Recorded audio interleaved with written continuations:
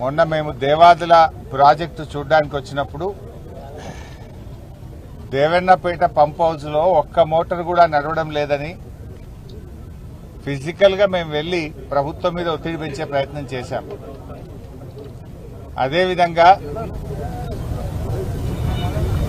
Sammakka barrage దగ్గర కూడా 10 మోటార్లలో కేవలం 6 మోటార్లు మాత్రమే నడుస్తున్నాయని, రోజుకు 2700 క్యూసెక్కులు నీళ్లెత్తాల్సిన చోట 1700 క్యూసెక్కులు కూడా నీళ్లు ఎత్తడం లేదని, కాంగ్రెస్ ప్రభుత్వం దేవాదుల ప్రాజెక్టు మీద నిర్లక్ష్యం చేస్తుందని అనేక విషయాలు మేము ఎత్తి చూపడం జరిగింది.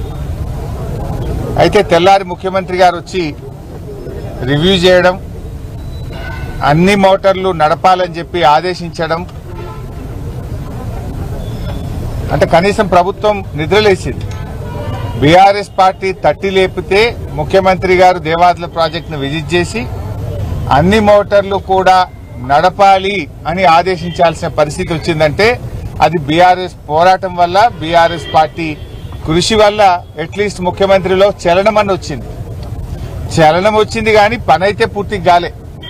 సరే, మేము వచ్చిపోయిన తర్వాత దేవన్నపేట ఒక్క పంప్ హౌస్ నడుస్తా ఉన్నది, ఒక్క మోటార్ నడుస్తా ఉన్నది. కానీ ముఖ్యమంత్రి గారు, మంత్రులు ఏం చెప్తారు? పదే పదే దేవాదుల ప్రాజెక్టు మాది మొదటి ప్రాధాన్యత అని పదే పదే ముఖ్యమంత్రి గారు, మంత్రులు చెప్తుంటారు. చేతల్లో మాత్రం దేవాదుల ప్రాజెక్టు విషయంలో చివరి ప్రాధాన్యత కనబడతా ఉంది.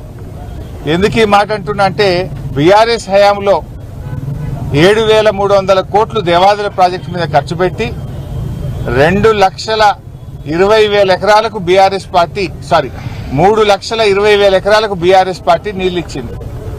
మేము 3,20,000 ఎకరాలకు నీళ్లు ఇచ్చాం. కానీ కాంగ్రెస్ వచ్చిన 2.5 సంవత్సరాల్లో 1 ఎకరా భూసేకరణ చేసింది లేదు, కొత్తగా 1 ఎకరానికి ఆయకట్టుకు నీళ్లు ఇచ్చింది లేదు. డేట్లు మారుతున్నాయి, డెడ్ లైన్లు మారుతున్నాయి. పొంగులేటి శ్రీనివాసరెడ్డి గారు వరంగల్కి వచ్చి పెట్టిన ప్రెస్ మీట్ లో మార్చి 2026 నాటికి దేవాదుల ప్రాజెక్టు పూర్తి చేస్తామని పొంగులేటి గారు ఒక డెడ్ లైన్ పెట్టారు. ఉత్తమ్ కుమార్ రెడ్డి గారు హైదరాబాద్ లో వరంగల్ ఎమ్మెల్యేలతో సమావేశమైనప్పుడు 2027 మార్చి కల్లా దేవాదుల ప్రాజెక్టును పూర్తి చేస్తామని ఉత్తమ్ కుమార్ రెడ్డి గారు ఒక డెడ్ లైన్ పెట్టారు. నిన్న ముఖ్యమంత్రి రేవంత్ రెడ్డి గారు దేవాదుల ప్రాజెక్టు విజిట్ చేసి ఆయన ఇంకో కొత్త డెడ్ లైన్ పెట్టిండు. 2027 డిసెంబర్ నాటికి దేవాదుల ప్రాజెక్టు పూర్తి చేస్తామని ఆయన గారు ఇంకొక డెడ్ లైన్ పెట్టారు. పొంగులేటి గారిది ఒక డెడ్ లైన్, ఉత్తమ్ కుమార్ రెడ్డిది ఒక డెడ్ లైన్, రేవంత్ రెడ్డిది ఒక డెడ్ లైన్. డెడ్ లైన్లు మారుతున్నాయి, డేట్లు మారుతున్నాయి తప్ప ప్రాజెక్టులో అంగుళం కూడా ఇవాళ పని జరుగుతున్నటువంటి పరిస్థితి లేదు. రేవంత్ రెడ్డి గారు కథ ఎట్లున్నదంటే, ఆడలేక ఓడ మధ్యలు అన్నట్టు పనిచేయడం చేతగాక, మీరు ల్యాండ్ ఎక్విజిషన్ కు నిధులు విడుదల చేయక ఇంకా బీఆర్ఎస్ పార్టీ మీద పడేడుస్తా ఉన్నారు. ఎన్ని రోజులు ఏడుస్తారు? 2.5 సంవత్సరాలైంది మీరు అధికారంలోకి వచ్చి. 2.5 సంవత్సరాల్లో 2.5 ఎకరాలకు కూడా దేవాదుల్లో మీరు నీళ్లు ఇవ్వలేదు. ఉన్న మోటార్లు కూడా నడిపే చేతనైతలేదు మీకు. బీఆర్ఎస్ ప్రభుత్వం నిర్మించి ఇచ్చిన మోటార్లు కూడా నడపడం చేతగాక జిల్లాలో పంటలు ఎండిపోతున్నటువంటి పరిస్థితి మనం చూస్తా ఉన్నాం. ఇలా ముఖ్యమంత్రి పెద్ద పెద్ద మాటలు మాట్లాడుతున్నాడు. గోదావరి మీద మాట్లాడదామంటుండు.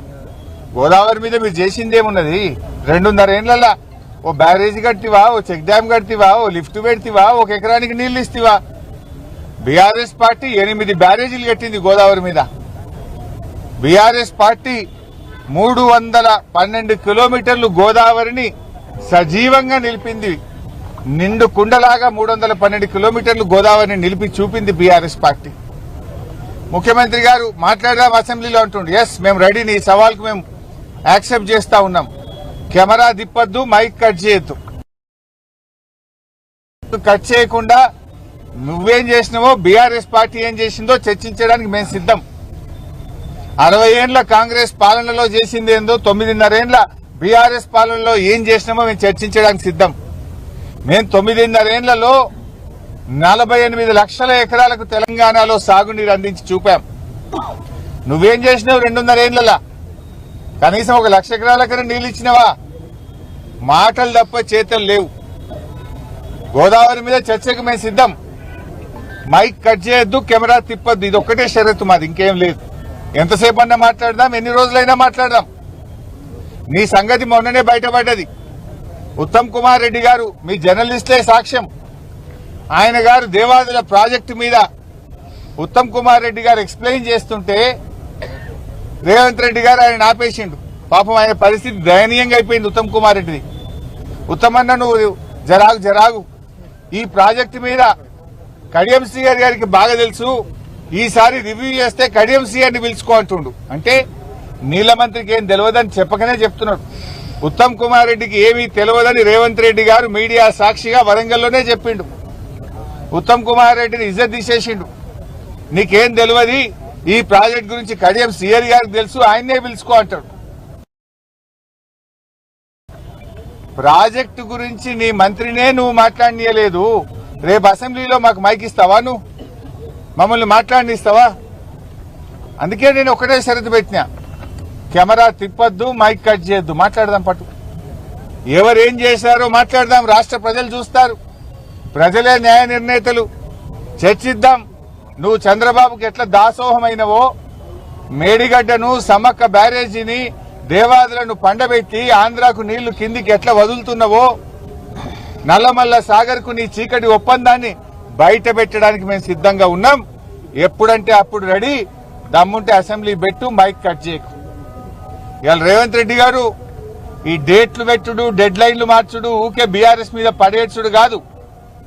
దేవాదులను మేజర్ క్రిటికల్ పనులన్నీ బీఆర్ఎస్ పూర్తి చేసింది. చేయాల్సిందల్లా భూసేకరణ, కాల్వలు దవ్వుడు, అల్కట్ పని ఉంది. 90% పనులు బీఆర్ఎస్ పూర్తి చేసింది. కేవలం 10% పనులు పూర్తి చేయడం ద్వారా మరో 2 లక్షల ఎకరాలకు నీళ్లు ఇచ్చే అవకాశం ఉంది. నిజాయితీ ఉంటే మళ్ళా డేట్ మార్చక, ఇప్పటికే పొంగులేటి డేట్ మారింది, ఉత్తమ్ గారు డేట్ మారింది, ఇప్పుడు నువ్వు ఇంకో డేట్ పెట్టినావు. డేట్లు, డెడ్ లైన్లు మార్చకుండా త్వరితగతిన దేవాదుల పూర్తి చేయాలని బీఆర్ఎస్ పార్టీ కోరుతా ఉంది.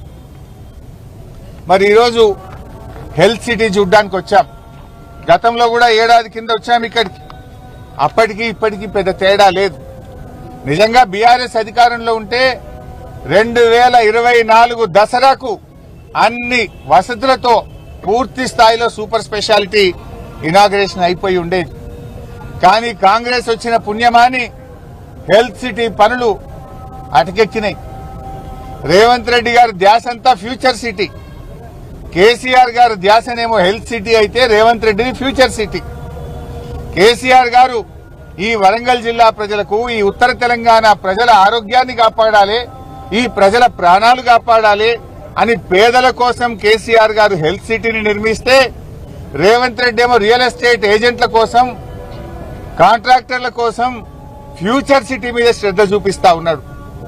కేసీఆర్ గారి శ్రద్ధ హెల్త్ సిటీ అయితే, రేవంత్ రెడ్డి శ్రద్ధ ఫ్యూచర్ సిటీ.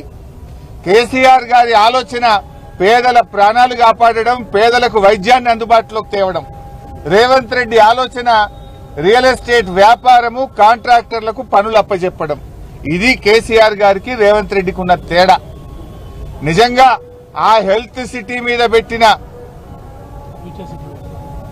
ఆ ఫ్యూచర్ సిటీ మీద నువ్వు పెట్టినటువంటి శ్రద్ధ ఒక 10% హెల్త్ సిటీ మీద పెట్టినా ఈ పాటికి పూర్తి అయిపోయేది. నిజంగా చెప్పాలంటే ఇది ఈ ఆలస్యానికి కారణం ఇండెసిసివ్నెస్, నేరపూరిత ప్రభుత్వ నిర్లక్ష్యం వల్లనే హెల్త్ సిటీ పనులు ఆలస్యమైతా ఉన్నాయి. నీ ప్రభుత్వం అధికారంలోకి వచ్చి 2.5 సంవత్సరాలైనా హెల్త్ సిటీ ఎక్కడేసిన గొంగలి అక్కడే అన్నట్టుగా ఉన్నది. అప్పటికే 24 అంతస్తులు కేసీఆర్ గారి స్లాబులు కూడా వేసిపోయినాం మేము. కేవలం ఫినిషింగ్ వర్క్ చేయడానికి 2.5 సంవత్సరాలు కావాలా? 2.5 సంవత్సరాల నిర్లక్ష్యం దేనికోసం? ఇవాళ చాలా పనులు తొలగించారు. ఆనాడు కేసీఆర్ గారు పేషెంట్ అటెండెంట్ల కోసం ధర్మశాల నిర్మించాలంటే ధర్మశాలను సగానికి సగం తగ్గించారు. క్యాంటీన్లు తీసేశారు, ఎలివేషన్ వర్క్స్ తగ్గించారు, రోడ్ నెట్వర్క్ ను తగ్గించారు, అనేక ఎక్విప్మెంట్ ను కూడా ఆసుపత్రిలో తగ్గించే ప్రయత్నం చేస్తా ఉన్నారు. నేను అడుగుతున్నా, ఎందుకు? మనం ప్రజల కోసం పనిచేయాలి, కానీ కేసీఆర్ గారికి పేరు వస్తుంది, ఈ హాస్పిటల్ కేసీఆర్ గారు కట్టిండ్రు అని దీని మీద నిర్లక్ష్యం చేయడం నీకు తగదు రేవంత్ రెడ్డి. ప్రజల కోసం ప్రభుత్వాలు పనిచేయాలి తప్ప కేసీఆర్ గారికి పేరు వస్తుందనే పేరు మీద ఎందుకు నిర్లక్ష్యం? ఇప్పుడు మేము ఈ హాస్పిటల్ కు ప్రణాళికలు రూపొందించాం, బడ్జెట్ కూడా మేమే సమకూర్చిపోయినాం. దీనికి ఎన్ని నిధులు కావాలో నిధులను కూడా నాటి బీఆర్ఎస్ ప్రభుత్వం సమకూర్చింది. కేవలం మీ నేరపూరిత నిర్లక్ష్యం, మీరు డిజైన్లలో మార్పుల పేరిటనో కాస్ట్ కటింగ్ పేరిటనో నిర్ణయాలు వెలువర్చకపోవడం వల్ల 2.5 సంవత్సరాలుగా హాస్పిటల్ ప్రారంభోత్సవానికి నోచుకోవడం లేదు. దీనికి కూడా డెడ్ లైన్ పెట్టిండ్రు. 2 జూన్కు ఈ ఆసుపత్రిని ప్రారంభిస్తామన్నారు. 2 జూన్కు ఈ ఆసుపత్రి ప్రారంభించాలంటే ఇది 2000 పడకల ఆసుపత్రి. ఓ 2000 మంది నర్సింగ్ సిబ్బంది కావాలి, ఓ 1000-1500 మంది డాక్టర్లు కావాలి, పారామెడికల్ సిబ్బంది ఒక 1000 మంది కావాలి, అవుట్ సోర్సింగ్ సిబ్బంది ఒక 4000 మంది కావాలి. నియామకాలు చేసిండ్రా? రిక్రూట్మెంట్ కు కేబినెట్ అనుమతి ఇచ్చిందా? ఉద్యోగాలకు నోటిఫికేషన్ ఇచ్చారా? ఉద్యోగాల నియామకాల ప్రక్రియ జరిగిందా? ఏం జరగకుండా జూన్ 2కి ఎట్లా ప్రారంభిస్తారు? తూతూ మంత్రంగా చేస్తారా? నేను ఎక్కడో పేపర్లో చదివాను, ఓపీ సేవలు ప్రారంభిస్తాం. ఇదేమన్నా సూపర్ స్పెషాలిటీ ఆసుపత్రి, బస్తీ దవాఖానా? ఆల్రెడీ వరంగల్లో మేము చాలా బస్తీ దవాఖాన్లు పెట్టాం. ఆనాడు మా వినయ్ భాస్కర్ గారు, మా నన్నపనేని నరేందర్ గారు అడిగితే 10ల సంఖ్యలో వరంగల్లో బస్తీ దవాఖాన్లు పెట్టాం. గల్లీ గల్లీకి బస్తీకి దవాఖాన పెట్టాం, ఓపీ సేవలు అందిస్తున్నాం. మరి సూపర్ స్పెషాలిటీ ఆసుపత్రి అంటే అన్ని రకాల శస్త్రచికిత్సలు జరగాలి. ప్రజలు హైదరాబాద్ పోకుండా ఇక్కడనే అన్ని వైద్యాలు అందాలి అని సూపర్ స్పెషాలిటీ ఆసుపత్రి కట్టాం. అంటే 2 జూన్కు ఓపీ సేవలు చేస్తామంటే దీన్ని మరో బస్తీ దవాఖాన చేస్తారా? దానికోసం కాదు కదా కట్టింది. ఇంకోటి, ఆసుపత్రి ప్రారంభమైన తర్వాత ఆపరేషన్ థియేటర్లు గాని ఎక్విప్మెంట్ మూవ్మెంట్ కష్టమైతుంది. పూర్తి స్థాయిలో ఎక్విప్మెంట్ తెప్పించి వైద్య సిబ్బంది నియామకాల ప్రక్రియ పూర్తి చేసి వెంటనే ఆసుపత్రిని యుద్ధ ప్రాతిపదికన పేదలకు అందుబాటులోకి తేవాలని బీఆర్ఎస్ పార్టీ డిమాండ్ చేస్తుంది. ఓపిక పట్టాం. కొత్త ప్రభుత్వం అని 7 ఏడాది ఓపిక పట్టినాం, 2 ఏళ్ళు ఓపిక పట్టినాం. ఇప్పుడు 2.5 ఏళ్లకు వచ్చింది ఓపిక పట్టం. నిన్ను అడుగడుగున వెంట పడతాం, నిలదీస్తాం. అవసరమైతే ఇక్కడనే మీరు ఆలస్యం చేస్తే బీఆర్ఎస్ పార్టీ ఆధ్వర్యంలో నిరవధిక దీక్షకు మా బీఆర్ఎస్ పార్టీ దిగుతుంది, నీ మీద ఒత్తిడి పెంచుతుంది అని చెప్పి కూడా హెచ్చరిస్తా ఉన్నాం. ఇప్పటికైనా కళ్ళు తెరవండి, నిర్ణయాలు తీసుకోండి, పోస్టులు మంజూరు చేయండి, ఎక్విప్మెంట్ ను తెప్పించండి, సిబ్బంది నియామక ప్రక్రియ పూర్తి చేయండి, ఆసుపత్రిలోని అన్ని డెసిషన్స్ నిర్మాణానికి సంబంధించిన అన్ని నిర్ణయాలు కూడా పూర్తి చేసి తక్షణమే ఈ ఆసుపత్రిని కేసీఆర్ గారు కలలు కన్న విధంగా, కేసీఆర్ గారు ప్రణాళికలు రచించిన విధంగా ఈ ఆసుపత్రి వరంగల్ జిల్లాకు, ఉత్తర తెలంగాణ ప్రజలకు సేవలు అందుబాటులోకి తేవాలని నేను ప్రభుత్వాన్ని డిమాండ్ చేస్తా ఉన్నా. ఈ జిల్లా నుంచి ఉన్న 2 మంత్రులు గాని, ఇన్ఛార్జి మంత్రి గాని, శాసనసభ్యులకు కనీసం సోయి లేకుండా పోయింది. ఇంత గొప్ప ఆసుపత్రి ప్రజలకు అందుబాటులోకి తేవాలనే తన్లాట తపన లేకపోవడం నిజంగా చాలా దురదృష్టకరం. ఎంజీఎం ఆసుపత్రి అయితే ఇక అది చెప్పనే అవసరం లేదు. మా పత్రికా విలేకరులు రాసి చెయ్యి నొప్పి పెడుతున్నాయి. మా ఎలక్ట్రానిక్ మీడియా రిపోర్టర్లు మాట్లాడి గొంతు ఎండిపోతున్నది కానీ ఈ ప్రభుత్వంలో చలనం లేదు. ఇన్నిసార్లు వరంగల్కి వచ్చిండు రేవంత్ రెడ్డి, ఒక్కసారన్నా ఎంజీఎం విజిట్ చేసినవా? 2.5 ఏళ్లలో ఆరోగ్య మంత్రి ఎప్పుడన్నా ఎంజీఎం ఆసుపత్రులు అడుగు పెట్టిండా? పందికొక్కులకు ఎలుకలకు నిలయమైపోయింది ఎంజీఎం ఆసుపత్రి. స్ట్రెచ్చర్లు లేవు, వీల్ చైర్లు లేవు, మంచాలు లేవు, మందులు లేవు, టెస్ట్లకు కావలసినటువంటి మెటీరియల్ లేదు. మొత్తం కూడా ఇలా కుప్ప చేసింది. ఆనాడు సూపర్ స్పెషాలిటీ ఆసుపత్రిలో గుండెకు సంబంధించిన 250 శస్త్రచికిత్సల్ని బీఆర్ఎస్ ప్రభుత్వం ఉండగా చేసినాం. ఇప్పుడు ఏమైంది? సూపర్ స్పెషాలిటీ ఆసుపత్రిలో 1 ఏడాది కింద ఏసీలో నీళ్లు లీక్ అవుతున్నాయట. ఏసీలో నీళ్లు లీక్ అవుతున్నాయని థియేటర్ను మూసేసిండ్రు. 1 ఏడాది గుండె శస్త్రచికిత్సలు వరంగల్లో ఆగిపోయినాయి. పేషెంట్లను హైదరాబాద్ పోండి అంటున్నారు, నిమ్స్కు పోండి అంటున్నారు. సగం మంది జనగామ ఆలేరు దాటే వరకే భువనగిరి పోయే వరకే ప్రాణాలు పోతున్నాయి. అంబులెన్సులు వరంగల్ కు వాపసు వస్తున్నాయి. ఇదా మీ ఉద్దారకం? మేము కట్టింది నడిపించే తెలివి కూడా లేదా మీకు? ఆనాడు బీఆర్ఎస్ సూపర్ స్పెషాలిటీ ఆసుపత్రిని పూర్తి చేసి కేత ల్యాబ్ను పెట్టి అన్ని రకాలుగా మీకు అప్పజెప్పిపోతే గా ఏసీ పైపుల నీళ్లు లీక్ అయితే మరమ్మతు చేసే తెలివి కూడా లేదా ఈ ప్రభుత్వానికి? ఏసీ పైపుల నీళ్లు లీక్ అవుతున్నాయని ఆపరేషన్ థియేటర్లు మూతబెడతారా? క్యాత్ ల్యాబ్ను మూసేస్తారా? గుండెకు సంబంధించిన శస్త్రచికిత్సలు నిలిపివేస్తారా? ఇదేం నిర్వాహకం అని చెప్పి ఈ రోజు నేను ప్రశ్నిస్తా ఉన్నా. అదేవిధంగా కరోనా సమయంలో మేమిక్కడ 3 ప్లాంట్లు పెట్టించాం. కరోనా సమయంలో మా నరేందర్ గారు మా వినయన్న రిక్వెస్ట్ చేస్తే ఆనాడు నేనే ఇక్కడికి వచ్చి 3 PSA ప్లాంట్లు పెట్టాం. అంటే ఆక్సిజన్ జనరేషన్ ప్లాంట్లు. ఒక్కటి నడుస్తలేదు. ఇప్పుడు పోదామా MGM కు? 3 ఆక్సిజన్ జనరేషన్ ప్లాంట్లు మేము పెట్టి మీ ప్రభుత్వానికి అప్పచెప్తే 3కు 3 మూలకు పడ్డాయి. ఆక్సిజన్ జనరేషన్ ప్లాంట్లు పనిచేయడం లేదు, ఎక్స్రే మిషన్లు పనిచేయడం లేదు, క్యాత్ ల్యాబ్ పనిచేయడం లేదు. ఆయుష్ లో రాష్ట్రంలో ఎక్కడ ఆయుష్ దవాఖాన్లలో మందులు లేవు. ఇవాళ ఈ రకమైనటువంటి పరిస్థితి తెచ్చారు. అంటే రేవంత్ రెడ్డికి నేను ఒకటే చెప్తున్నా, నిన్న కూడా మా కార్పొరేటర్ని అరెస్ట్ చేశారు వరంగల్లో, మా బాల్కా సుమన్ అరెస్ట్ చేశారు, మెదక్ లో మా కార్యకర్తల్ని అరెస్ట్ చేశారు, ఆమన్గల్లో మా కార్యకర్తల్ని అరెస్ట్ చేశారు. కక్షలు కట్టుడు కాదు రేవంత్ రెడ్డి, ఈ హెల్త్ సిటీని కట్టు, ఈ హెల్త్ సిటీని పూర్తి చేయి. కక్షలు కట్టుడు అరెస్ట్ చేస్తే ఏం సాధిస్తావు? కేసీఆర్ గారు రూపొందించిన ఈ హెల్త్ సిటీ పూర్తి చేస్తే 2,000 మంది పేషెంట్లకు వైద్యం దొరుకుతుంది, కొన్ని వేలాది ప్రాణాలు కాపాడే పని చేయి. ఇంకా ఎన్ని రోజులు కక్షలు కడతావు? ఇంకా ఎన్ని రోజులు బీఆర్ఎస్ పార్టీ మీద పడేడుస్తావని చెప్పి నేను రేవంత్ రెడ్డి గారిని ఈరోజు ప్రశ్నించదలుచుకున్నా. ఇది ఎంత గొప్పగా తెలంగాణకే తలమానికంగా 20 లక్షల స్క్వేర్ ఫీట్ తో 24 అంతస్తుల హెల్త్ సిటీని ఆనాడు కేసీఆర్ గారు ప్లాన్ చేశారు. ఇంత అద్భుతమైన ఆసుపత్రిని పేదలకు అందుబాటులోకి తెచ్చే తెలివి లేదు. ఇన్నిసార్లు వరంగల్కి వచ్చినావు, ఏమైంది హెల్త్ సిటీ అని అడగవా? ఎందుకు ఆలస్యం అవుతుందో ప్రశ్నించవా? ఒకనాడన్న హెల్త్ సిటీ వచ్చి చూసినవా? ఎందుకు ఈ ఆలస్యం అని చెప్పి ఈ రోజు నేను రేవంత్ రెడ్డి గారిని ప్రశ్నిస్తా ఉన్నా. మరి అదేవిధంగా హాస్పిటల్లో కట్ చేయకండి. ధర్మశాల గాని, క్యాంటీన్లు గాని, రోడ్లు గాని, పేషెంట్స్ వసతులు గాని దయచేసి ఆనాడు మేము ఆలోచించిన విధంగా అన్ని కూడా పూర్తి చేయాలని చెప్పి మేము బీఆర్ఎస్ పార్టీ పక్షాన ఈరోజు డిమాండ్ చేస్తా ఉన్నాం. వరంగల్ MGM లో అవుట్ సోర్సింగ్ ఉద్యోగులకు దాదాపు 5-6 నెలలకెళ్ళి జీతాలు వస్తలేవట పాపం.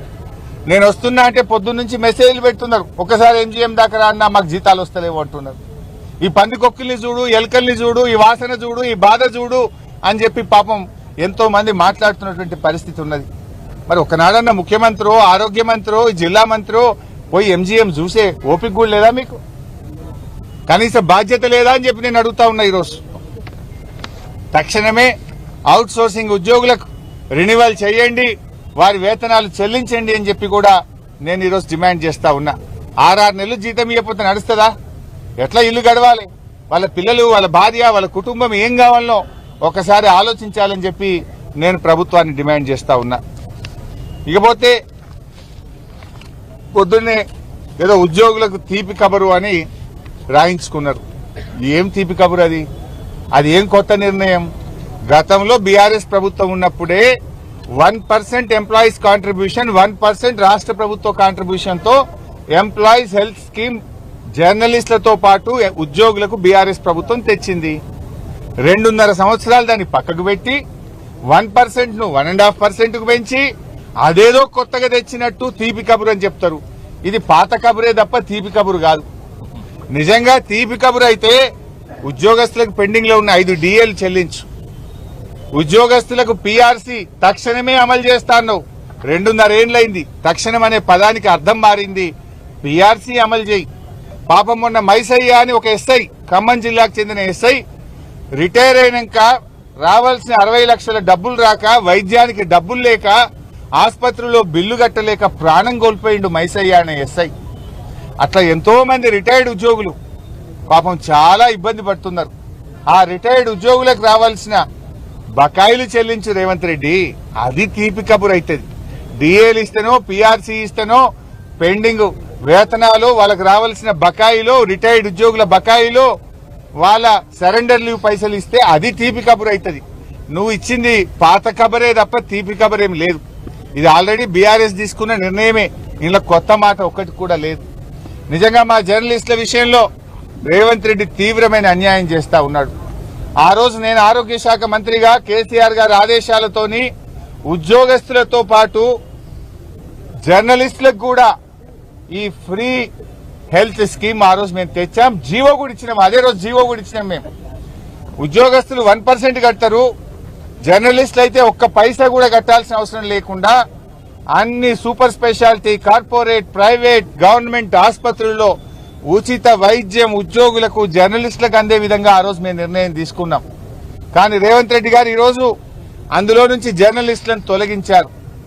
ఆ రోజు జర్నలిస్టులు దేవుళ్ళు అన్నాడు, జర్నలిస్టులను చాలా గొప్ప వాళ్ళు అన్నాడు, యూట్యూబర్లు అయితే ఇక వాళ్ళకు మించిన వాళ్ళే లేరన్నాడు. ఇప్పుడేమో యూట్యూబర్లను చూస్తే చెంప చెల్లు అనిపిస్తుందట ఆయనకు. ఇప్పుడేమో జర్నలిస్టులను చూస్తే కోపం వస్తుందట ఆయనకు. ఎందుకో మరి జర్నలిస్టుల మీద రేవంత్ రెడ్డి పగబట్టాడు. 2.5 ఏళ్లైంది రేవంత్ రెడ్డి, కనీసం ఒక అక్రిడేషన్ కార్డు ఇచ్చినవా నీ ముఖానికి?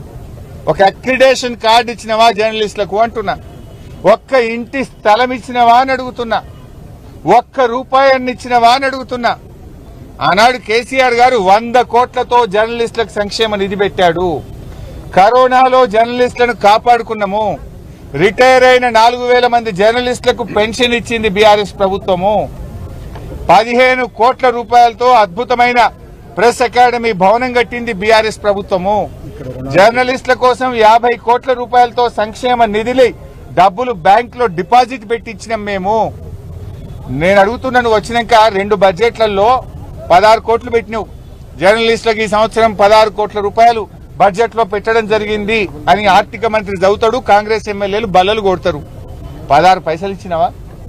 ఒక్క రూపాయి జర్నలిస్టులకు ఒక్క రూపాయి ఇచ్చినవా నీ 2.5 సంవత్సరాల్లో? నేను అడుగుతా ఉన్నా. నైదర్ నువ్వు అక్రిడేషన్ కార్డు ఇవ్వలేదు, జర్నలిస్టులకు కనీసం ఒక్క పైసా కూడా సాయం చేయలేను, ఒక రూపాయి కూడా బడ్జెట్ లో రిలీజ్ చేయలే. ఆనాడు మేము ఇళ్ల స్థలాలు ఇచ్చినాం.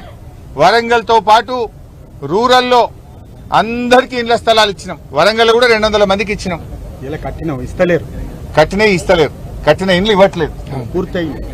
అదే విధంగా గ్రామీణ ప్రాంతాల్లో కూడా ఇళ్ల స్థలాలు ఇచ్చాం. కానీ రేవంత్ రెడ్డి వచ్చినాక జర్నలిస్టులను చిన్న చూపు చూస్తున్నాడు. ఎంప్లాయీస్ హెల్త్ స్కీమ్ తో పాటు జర్నలిస్ట్ హెల్త్ స్కీమ్ గతంలో బీఆర్ఎస్ మంజూరు చేసింది, కేబినెట్ ఆమోదించింది, మేము జీవో ఇచ్చాం. తక్షణమే మేము డిమాండ్ చేస్తున్నాం, ఈహెచ్ఎస్ తో పాటు జేహెచ్ఎస్ ను కూడా సమానంగా అమలు చేయాలి. గతంలో బీఆర్ఎస్ పార్టీ ఆనాటి ప్రభుత్వం ఇచ్చిన ఉత్తర్వులను అమలు చేయాలి. జర్నలిస్టుల సంక్షేమ నిధికి వెంటనే బడ్జెట్ లో పెట్టిన నిధులు విడుదల చేయాలి. ఎలాంటి షరతులు లేకుండా అక్రిడేషన్ కార్డులు జర్నలిస్టులందరికీ అందించాలి.